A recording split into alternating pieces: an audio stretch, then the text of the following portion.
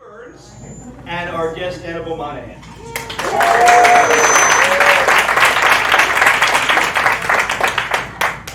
I have hair in my mouth. Well, thank you all for coming, and I just want to say thank you to Adam, who's actually on vacation, but came here anyway to see all of you, so thank you for going out of your way to do that for us and always doing all the great things you do for the Ray Art Center. Also, I want to say that because I always get very nervous about running out of alcohol personally, we have a ton of wine over there, so there's this like hand signal, you just go like that and then they'll pass a bottle down. There's no shame. And in fact, those of you may know that at the Ladies' Comedy Night, we intentionally put small tables in between the chairs for the purpose of keeping you boozed up. So this will be a similar situation. But anyway, thank you for coming. It's so hot, so I was figuring people just wanted to be in a cool place, and it's not really fabulous Annabel that you wanted to see, but we had a brief discussion because Annabel's schedule is completely ridiculous, and I ran into her in December. She told me her second book was coming out, and I said, what does that feel like? And she said, I have no idea what I've gotten myself into. So that's really how it started. So I want to talk to Annabel about her starting in, I believe it was 2011 with the Rye Record and writing your first column and what it took to get to now being, I mean, dare I say the word, best-selling author.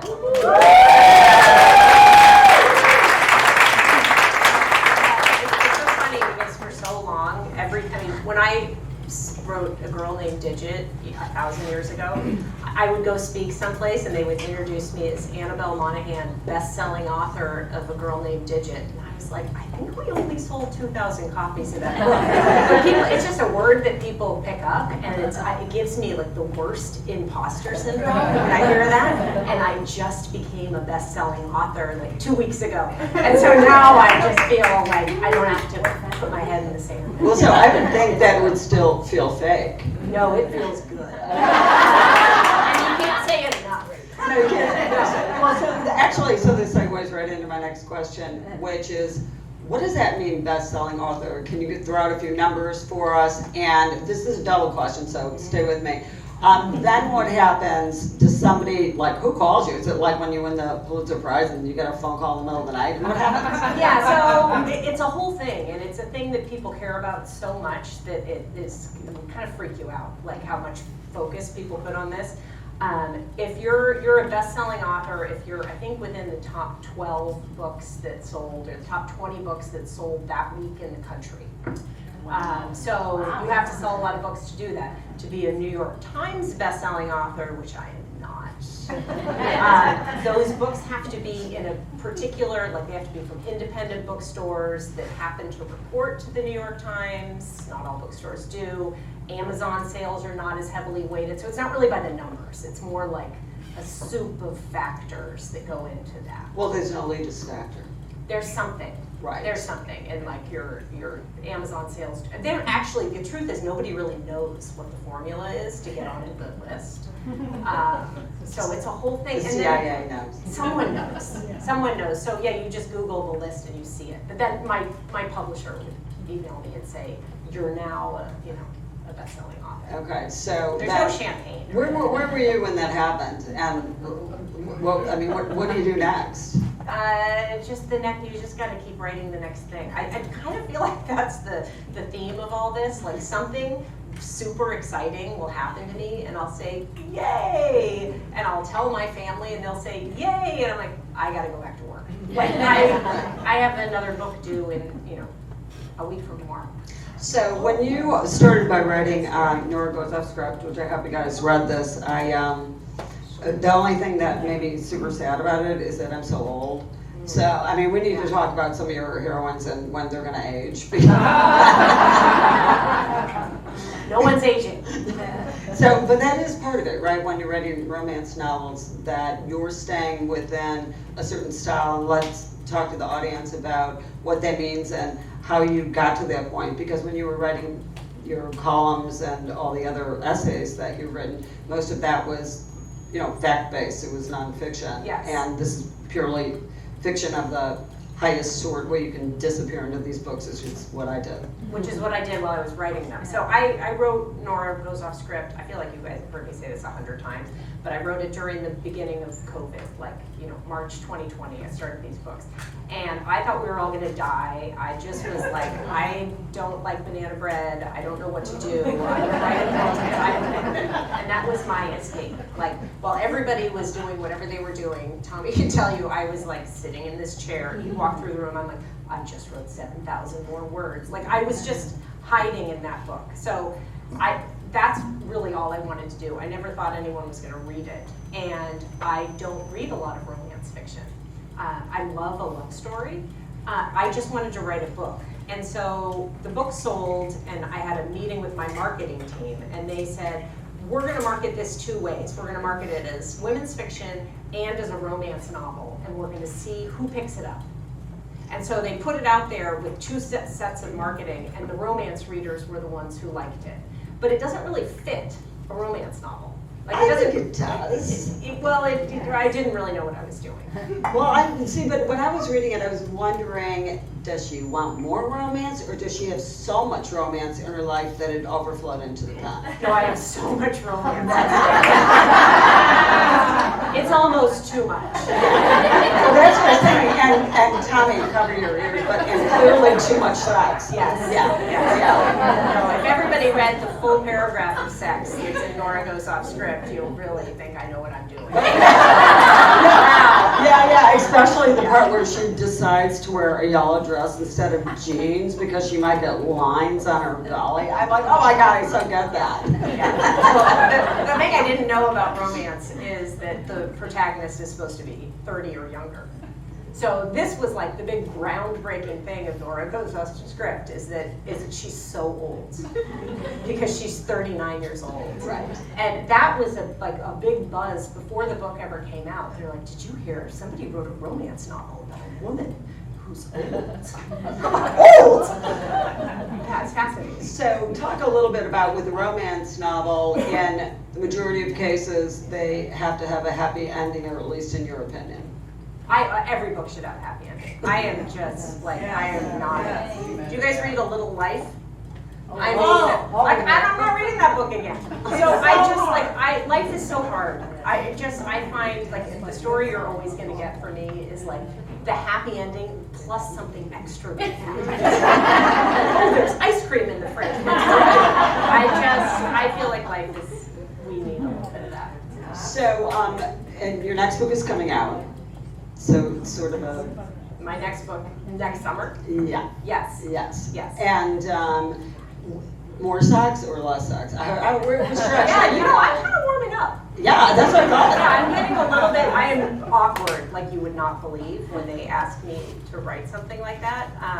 But I'm just getting a little looser about it, but not loose. There's a thing on Instagram, all the book reviewers, they give you stars for how much they liked your book, 1 to 5.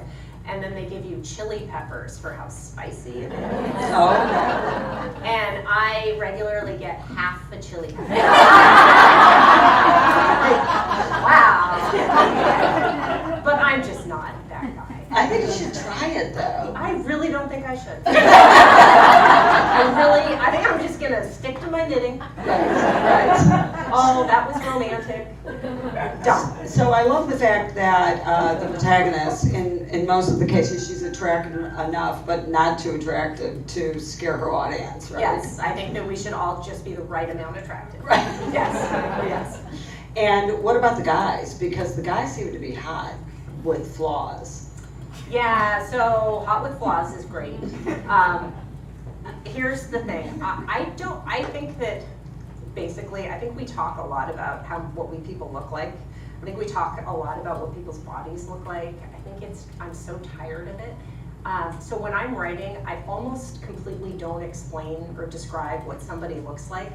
I'll give you a hair color, and probably nothing else. So however hot you think people are is just kind of what you're reading into it. Well, you're making up your own guy. You're just bring your own dream here. Right. But I just don't want to be in the business of like describing a woman's body type. just all of that, like putting too much influence on it. So it's like you could step into that. You could step into her shoes and just kind of live out that. Well, so then really then the question is that in doing this, the romance novels, but to a degree, you were trying to put out an image of what you think people should be viewed as these warm, funny, interesting characters. Warm, versus funny, the and ser- interesting. Like that's what Yeah. we should be going for. Right. Not like, oh, Yeah. my Right. abs are so toned. Or I don't know. Let's can we stop talking about that? And can we stop like giving that to our daughters to read about? Right. I don't have a daughter, but I just feel like it's just a cycle that we got to get out of. Right, so I want to talk about the long trajectory of getting to where you are now. And first of all, you and I have talked about it. So you had been in the corporate world for a long time, and then you've done, gotten your master's and done all this sort of thing. And then decided is it throw caution to the wind, or did you know that you wanted to pivot and be in a more creative world? And did you have any idea you'd ever end up here? Yeah, so this was always the plan. This was what I was going to do when I was like 5 years old. I was like, I'm going to be a writer, and I'm going to write all the time, and I'm just going to have a book that I'm always working on. That was like my dream. That is not a practical lifestyle, and I realized when I was in college and I was studying writing that that's not a way that I could support myself. So I got a job in banking, and I was terrible at it, and so I decided to go to business school so I didn't have to do that anymore, and then I didn't know what to do, so I went back to banking, and I stayed in that space for really not very long. I think after business school I only worked in banking, frankly, it was long enough to pay off my student loans. And I met my husband in business school, and I got pregnant, and I was like, that's my out. I was like, I am so out of here with this tiny little pregnancy. So I quit, and I was at home with kids for 8 years. And I did not ever, I thought about writing all the time, the way you kind of think about like the dream you walked away from. I never thought that it was possible for me, that I didn't ever see myself having the confidence to try to do that. But enter in 2007 Elizabeth Wolfe of Rye, New York. Do you know Elizabeth? So she says we should write this book together. And I just literally borrowed her confidence, and the two of us wrote a book together. And I never would have done that without her. So that was the first thing. So the big question is, if you don't have an Elizabeth Wolfe walk into your life, where would you be now? I don't know. I wonder, like, would I ever have kind of just said, you know what, I'm going to try this thing? I don't know. Because it's sort of a big thing to try. It's a very vulnerable thing to write anything. Like just writing for the Rye Record and being like, here's how I feel to my small community. And then you've got to show up on the playground and people are like, they're tough at home at the Monaghan. So it's a very vulnerable thing to do, and I don't know if I would have ever had the confidence to do it without her. Yeah, but don't you think that all women who have gotten to the place where you've gotten to have really taken those risks, whether they've been even completely aware of taking them? In other words, it's like you just sort of went with the flow. You went with that next thing. You went with that. You heard Robin Jovanovich needed a columnist, so you just went with it. Yeah. I mean, I think people, women in particular, overthink things and then they stall themselves.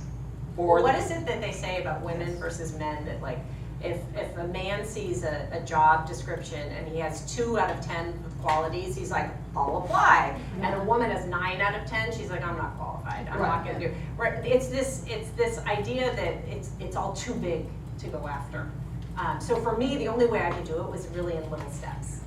Just like trying like a little thing, like, oh, I'll write 1 column for the Rye Record, and then see if anybody likes it. Yeah, but I think that all things that are great are really little steps. Yeah.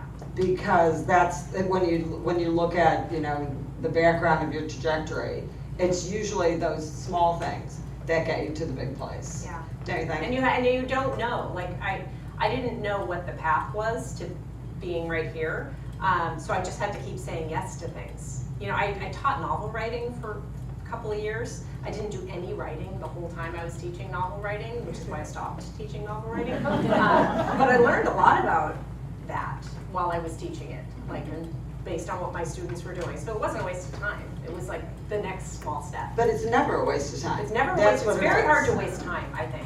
I really do. So I'm going to talk about the thing that is really the devil's advocate, which is doing all these things and not making any money.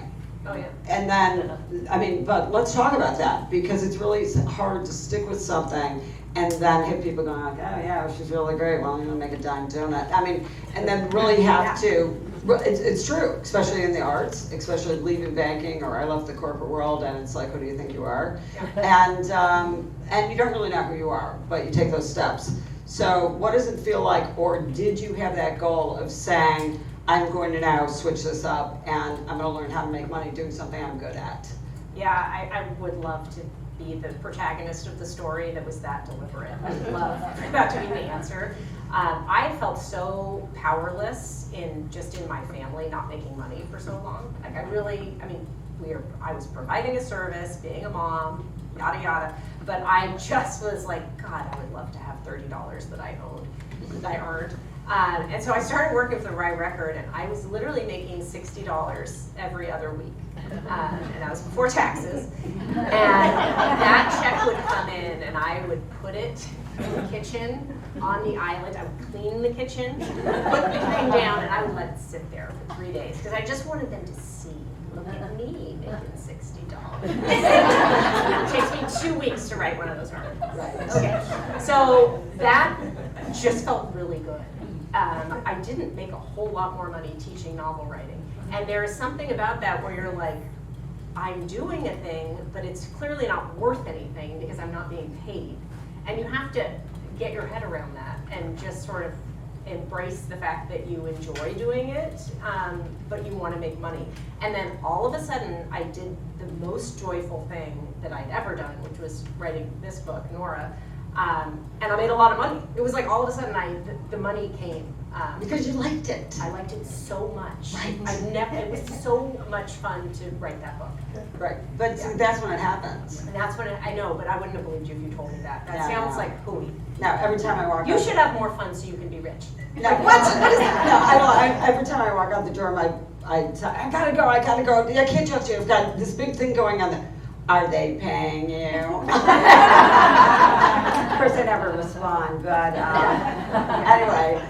So aside from the fact that money is fabulous. It's the best. Well, it is, and I think that so many of us, we do all these services and we raise these kids and we do all this charity work and all that sort of thing, and it's fabulous. It's great for the community or whomever, and sometimes it's great as a stepping stone for yourself. Yeah. But it does get to the point where you sort of look at yourself and go like, maybe I'm worth something. And that's what's tricky about it, right? And there's nothing wrong with earning money. I mean, if you don't need the money, Yeah, but give you the gotta money away. But you kind of get used to not earning money. Yeah. And I think that's a problem. Yeah. And so we you know, and then you'll have these horrible people say to you, well, what are you gonna do at your age? Yeah.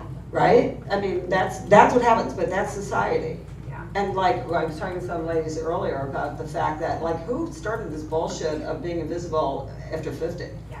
I mean, it's just crap. And so I think that what happened with that is a lot of people on the Supreme Court were listening. Yeah. Yeah, so we gotta stop talking like that. Yeah, no, Yeah. I totally agree, and it's really fun. I have a friend from high school here tonight, and when we get together, our best friends from high school, I look at them, and everybody is so much more, doing more than they were doing when they were 30.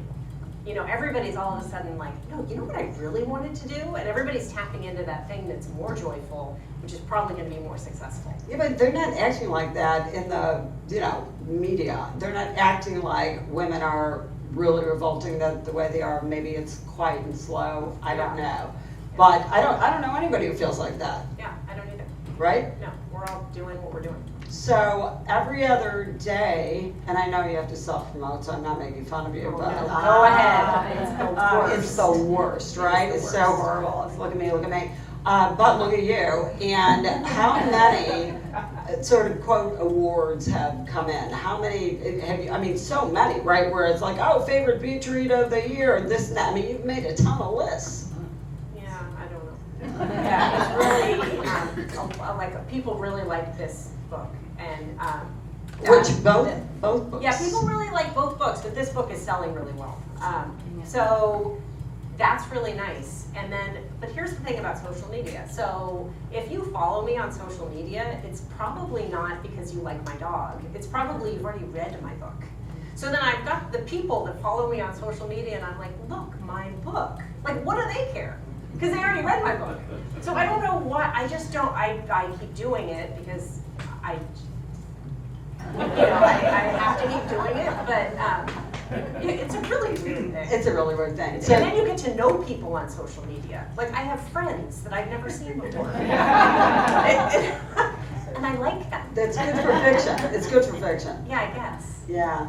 So if you were to, after this third book, try to do something different, is there anything in your mind, I mean, anything that you'd like to take a shot at that's a long shot for you? No, so here's the thing. As soon as I finish my third book, a week from Friday, I'm going to start another book. So I have another book due 2025 summer. So I'm going to keep doing that. Long term, I would maybe like to learn how to write a screenplay. That would be really fun to do. To go from writing books that are in the same genre with same age group of attractive people. Very attractive. And and the stories being so different. Yeah. So was that intentional as far as setting it up mechanically so that you would create a completely different book? Yeah, I was really worried that I was going to write the same book again because I was like in my head about, oh God, people aren't going to like my second book. So I really wanted to write a totally different kind of book. So I wanted to make it different. The back and forth in time thing, I'm not saying I'm ever going to do it again because it was really above my pay grade. It's really confusing to write like that because you lose track of where you are. Do you write it separately while you're doing it, or do you do it I wrote it sequentially? so many times, Kim. I wrote it like all in the past, all in the present, all his perspective, all her perspective. It's madness. It was craziness. And I settled on having it be the present tense, the present timeline is first person from her perspective, and the past timeline is third person from her perspective, because I didn't trust her to tell the story of what had happened to them today, because I think she would like sugarcoat what happened. Right. So I needed to go back in time and have a narrator there. Well, plus everybody's memory is faulty. Everybody's is. And it's like if I said to you, like, oh, tell me about the boy who broke your heart when you were 16. Which one? Yeah. Yeah. You would be like, oh, it was no big deal. But like if I could really put a narrator there to watch what happened, then we could really see how intense it was. Right. So that was deliberate, but really hard, and I'm not doing it again. So the narrator would tell you about my high school situation was that actually my nickname was Man Eater. Oh, Yeah. nice. Yeah. We never saw this coming. Really shocking revelation. That's totally a true story. I think my parents never laughed so hard in their life as when I was in high school and they got a postcard from a convent to recruit me. I think they're still like, I'm like, oh, where is it? I mean, they couldn't even speak. It was, believe me, they don't want you. Oh my God. Okay, so the last thing I want to talk about is throughout your life, because since you were 5, you've been wanting to do this. And of course, this is straight out of the New York Times book review, but so favorite authors and the people you would have at your dinner party, because they're not probably all romance novelists. No. So my favorite person to read is Lisa Jewell. Do you know her? She's English and she's so dark. And everybody gets murdered and maybe cut up little pieces. And they're the best novels, and they're totally relaxing to me because they're so like something I could never write. That's so interesting. No, so maybe you have to try one sometime. And sometimes when I read, like right now, I read a lot of novels that are like something that I would write to, do the blurb on the back.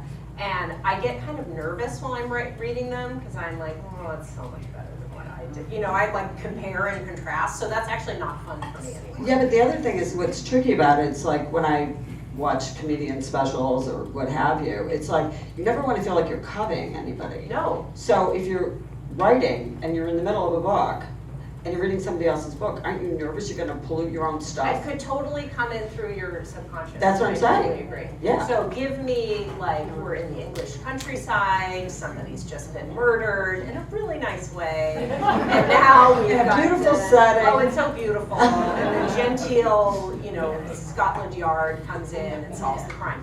Totally relaxing to me. I would love, and I would love, because I don't know any of those writers, I would love to sit and talk to those writers and see how they do that thing, because I could not do that thing. So who else? Who else is coming to your dinner party? Elizabeth George writes that kind of a book. Yeah, I love that. Do you love her? Yeah, I think she's amazing. I would have Margaret Atwood there, but not for too long. She gets very dark. She probably wouldn't stay long anyway. Oh my God. What do you think she'd think of me? It wouldn't be kind. She'd be like, wow, Yeah. okay, you stay right there. You stay. But I adore her. I've read everything she's written probably twice. That's it? Small dinner party. Yeah, I don't like a lot of people. I have you there. I come. So what about male writers?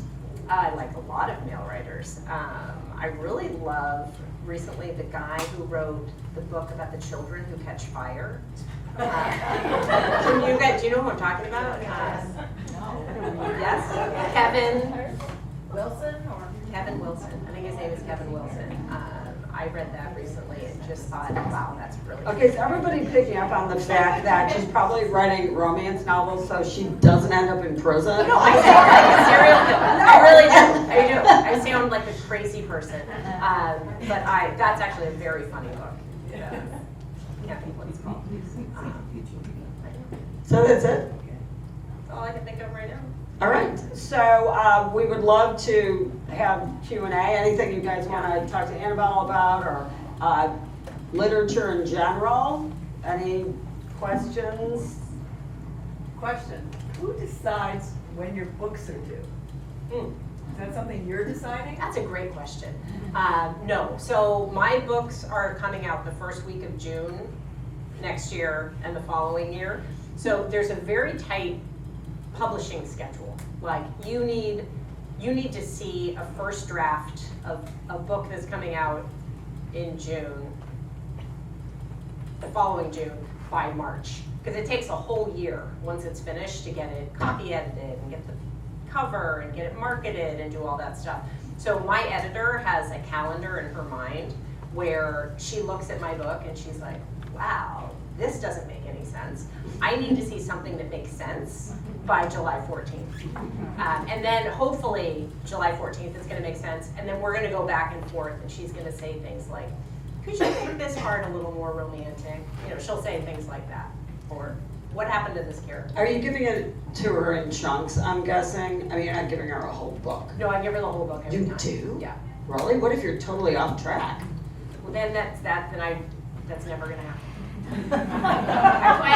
I would flip. All right, I'm just saying, it's possible. No. I don't know what you're talking about. No, that's not possible. Yeah. Yeah, you do. Okay, so, because we follow you on Instagram. So maybe now, Annabelle, it seems like you're always on the road. So my question is, can you write when you're on the road? And has it actually helped your writing at all? It's funny. When you're on the road, I just took my husband on a week-long road trip with me, and he said, it's really funny, so we've been busy all day, you only work 1 hour a day. So like you wake up someplace, you go to the airport, you fly someplace, you speak for 1 hour, and then you go back to your hotel. But by the time that's done, I'm so tired that I just like close my eyes and go to sleep. So I can write on airplanes.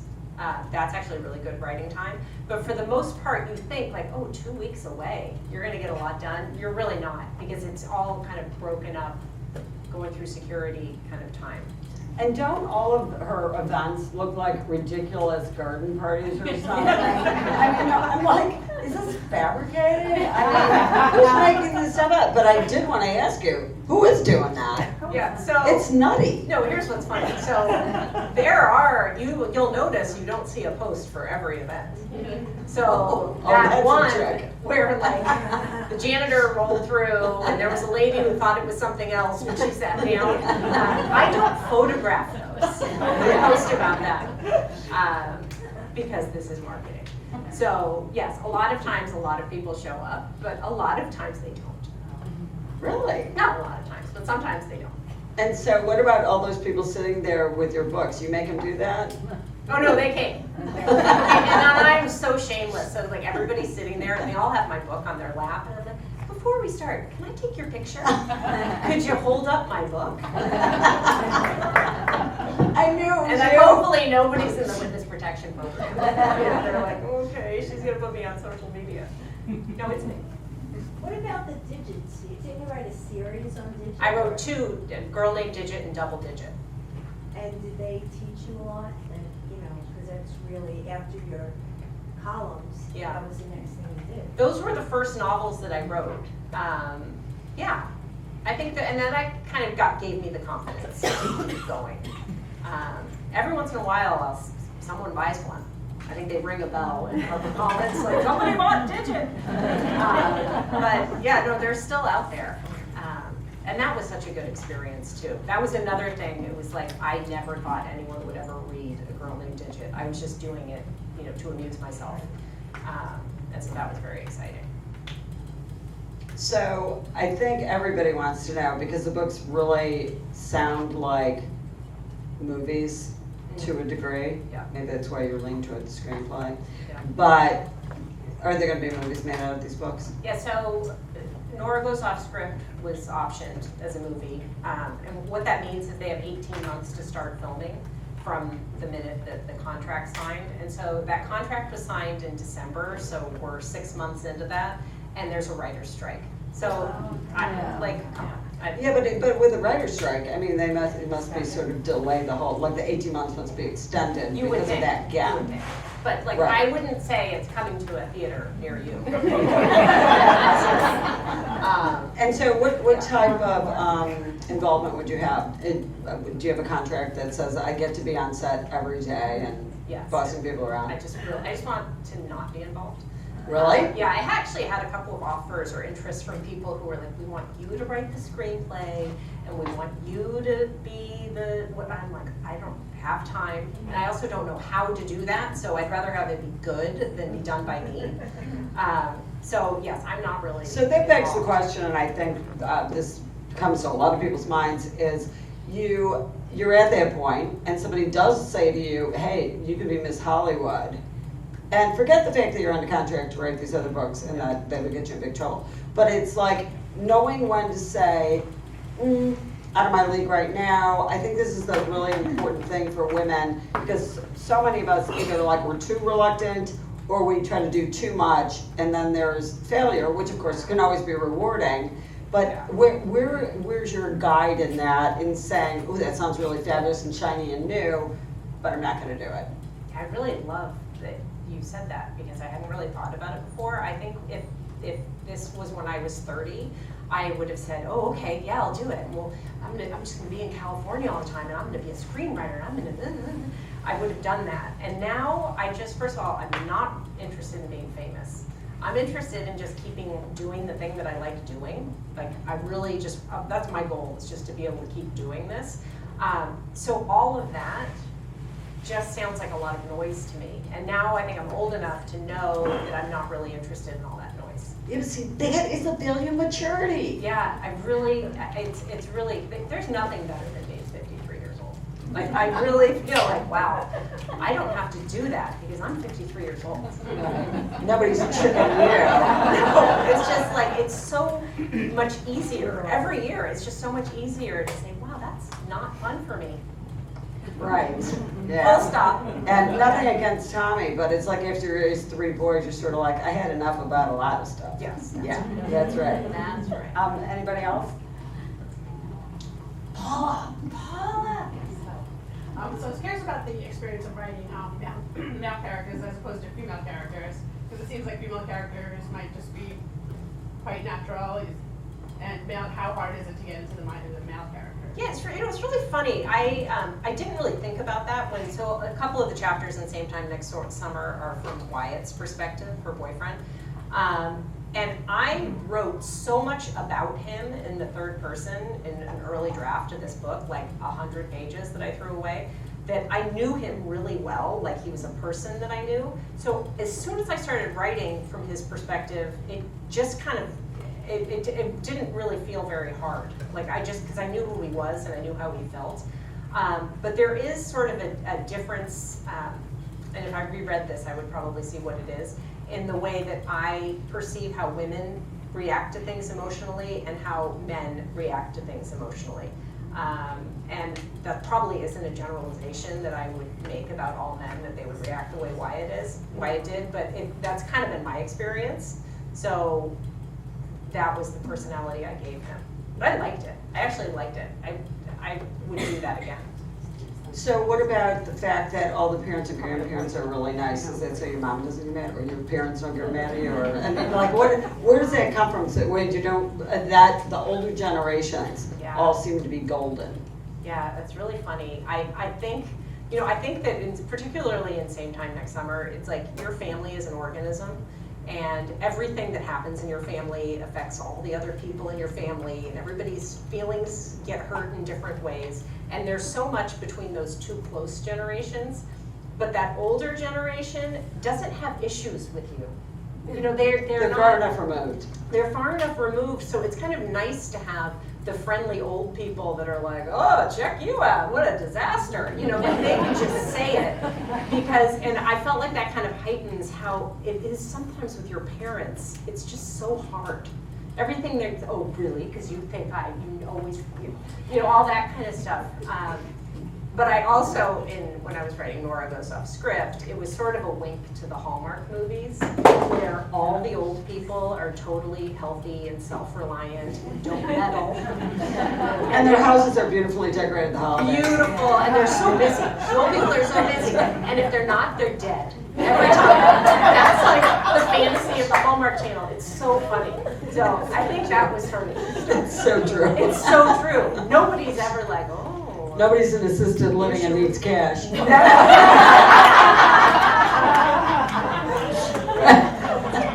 right. Oh my God.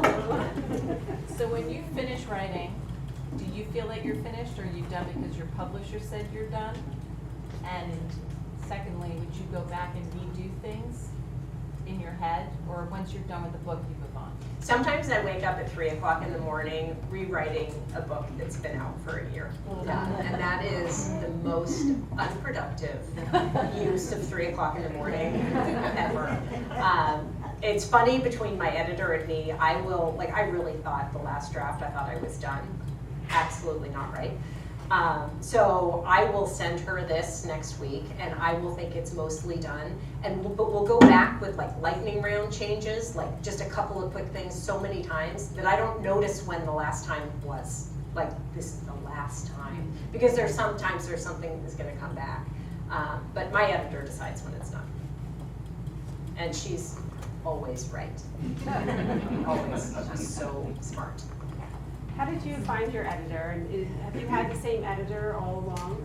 No. Digit and No. So I had my Digit was published with Houghton Mifflin Harcourt, and then when I got a new agent, and my new agent sent Nora Goes Off Script out to, and so what she does is she'll send it to a bunch of publishing houses, to a bunch of editors there, and then some of them want it, some of them don't.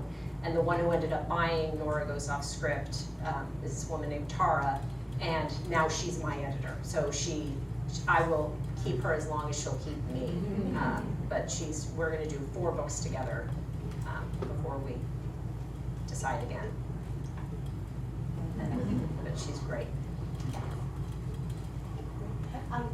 Go ahead. Could you talk, go ahead. Could you talk about your process in terms of, you said you cut out 100 pages, like do you do an outline, do you write up your characters, then the plot, like how do you come up with the story, just organizationally? Yeah, so organizationally is a funny word. When you're me, I'm really not organized in any way. So I start writing a story with just like a kernel of an idea, and I will write all the way through to the end, and then I'll think, I think I know what this story might be. And then I start at the beginning again and I rewrite it. And I will go a couple of drafts before I really start to understand who my characters are. I hope that in the future, I'm gonna spend some time figuring out who they are before I start writing, because that seems like it makes a lot of sense. But I am more creative while I'm typing.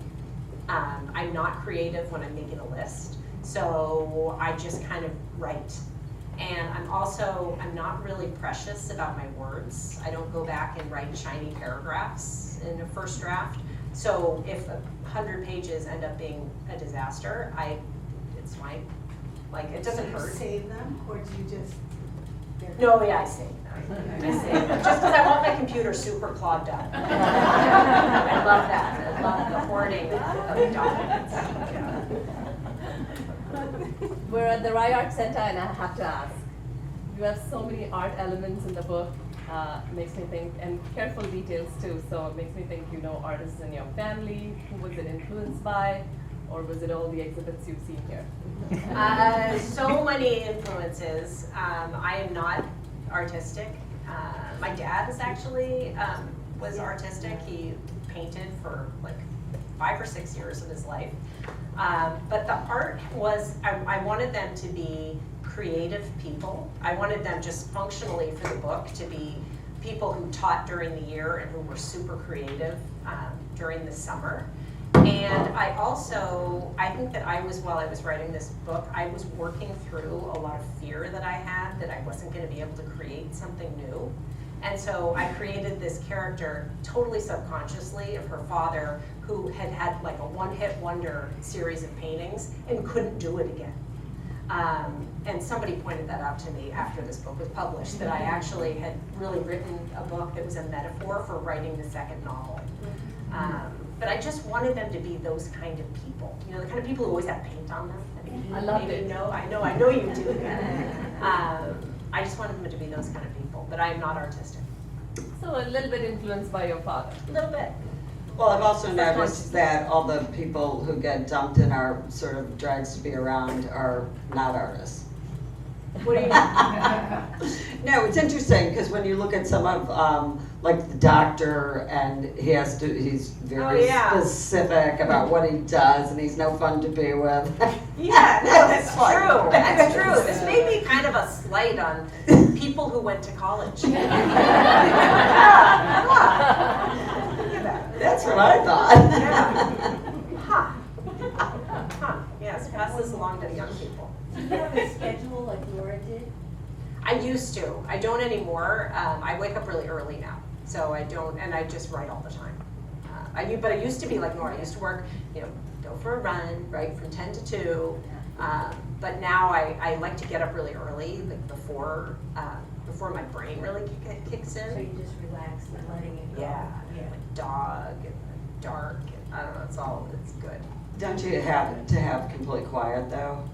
I don't. You don't? No, I don't. I like it, but I don't have to have it. So what stops you in your tracks? What kind of noise will stop you? Person walking in and saying, "Hey, so What's happening?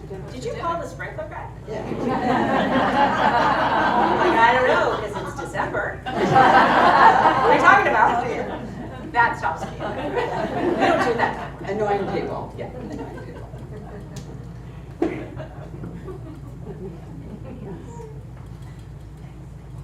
All right, so, well, thank you for coming. There's plenty of wine. One of the reasons I wanted to do this is obviously Annabel is fabulous, and I want everybody to read her books. But I also wanted to talk about just being at the Roy Art Center and how it encourages all of us to take more risks. I'm having my 12th year of ladies comedy night, which is really sort of shameful, but you have to start someplace, and you have to stick with the stuff that you love. And you do think you're sort of crazy sometimes, like, what am I doing? And somebody interviewed me for the record years ago and said, well, what do your neighbors think about you being in comedy, I said, I don't want to know what my neighbors think about me to begin with. I mean, it's like, what do you mean? But you can't care. You can't really care. And then you just keep going along, even though you think you're sort of crazy. But I want to tell a very short story about having a dream that I had, and again, being able to go through all these, go to the city and do comedy, being here and have the support of friends or whatever. And years ago, I had this dream that somehow I was going to be performing in Paris. I don't speak French, but it didn't stop me. So I joined all these online groups of Americans, in Paris doing jokes or whatever. And I have to tell you that I am booked July 22nd in Paris.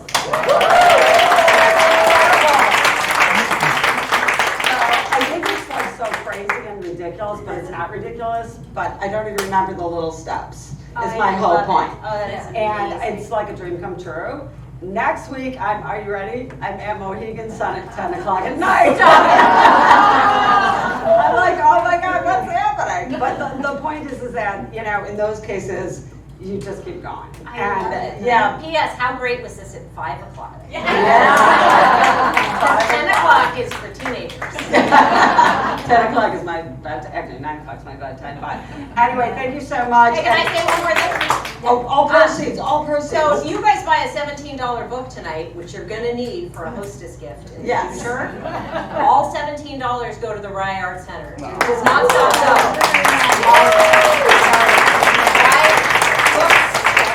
all proceeds are going to the Rye Art Center. So thank you so much for Thank you. So everybody, I just want to thank everybody for coming tonight. And of course, just another round of applause for Kim Maneater Berns. And of course, Annabel Monaghan. So thank you so much.